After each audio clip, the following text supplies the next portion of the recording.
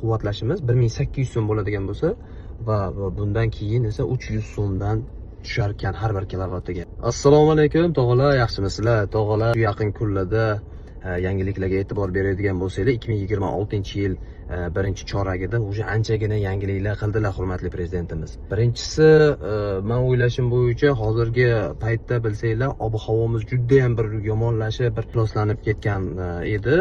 O'shanga yaxshi bir variant qilib, benzinli, ya'ni yoqilg'i sarf qiladigan avtomobillardan voz kechish maqsadida elektrda yuradigan, elektrda harakatlanadigan avtomobillarga ko'p qulayliklar kirityaptilar. Birinchisi, avtokredit va elektrostansiyalarda zaryadlash quvvatini, kilovatini arzon narxlarda belgilab chiqdilar.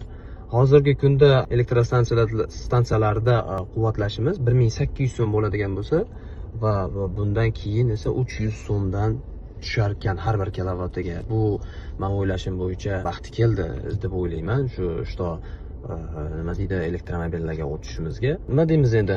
Ko'ramiz. Shunaqa oxirgi va so'nggi xabarlardan xabardor bo'lishni xohlasangiz, bizga like va podpiska tashlab qo'yishni unutmang. Siz uchun har doim Karavan Avto xizmatda.